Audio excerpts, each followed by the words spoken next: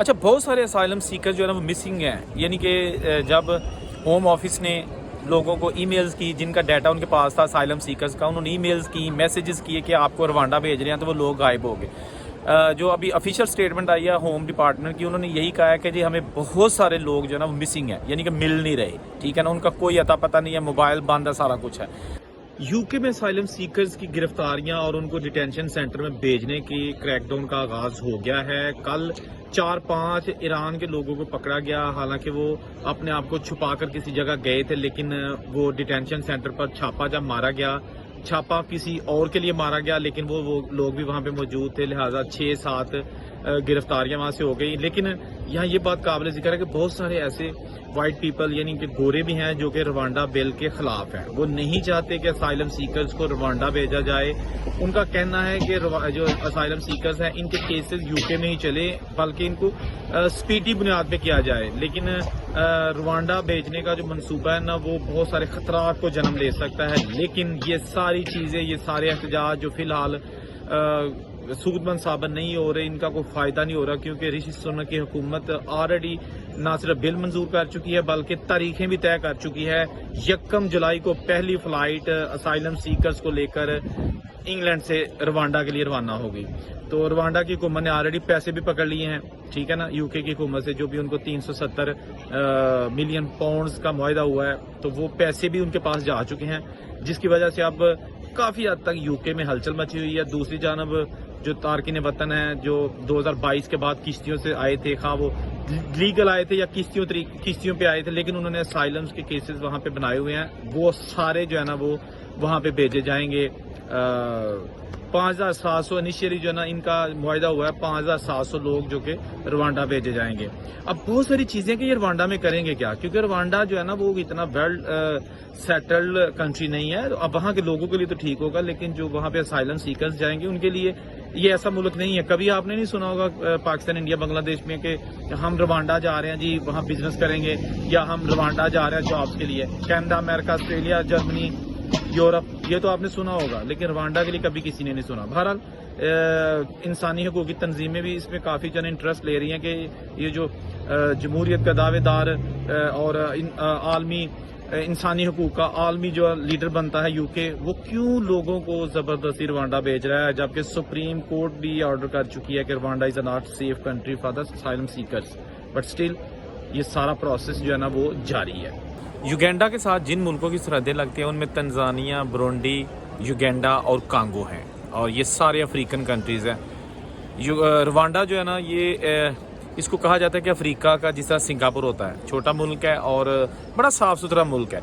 लेकिन of course जिस तरह यूरोपियन कंट्रीज़ में आपको जॉब्स अपॉर्चुनिटीज़ होती हैं, वो आपको रवांडा में नहीं होंगी। गो के रवांडा एक उभरता हुआ बिजनेस हब है, वहाँ पर बहुत सारे जो इंडियंस हैं वो वहाँ पर इन्वेस्टमेंट कर रहे हैं और बिजनेस सेटअप कर रहे हैं।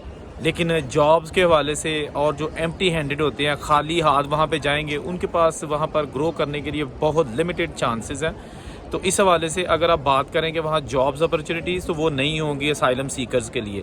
वहाँ पर जो बिज़नेस करना चाहता है वो बिज़नेस कर सकते हैं। जिस तरह पुर्तगाल में जॉब्स नहीं है, लेकिन बिज़नेस अपॉर्चुनिटीज़ हैं, लोग वहाँ पर बिज़नेस कर रहे हैं। सिमिलरली जो रवांडा है वहाँ पर भी जो है ना जॉब अपॉर्चुनिटीज़ नहीं है, लेकिन बिज़नेस अपॉर्चुनिटीज़ बहुत ज़्यादा हैं।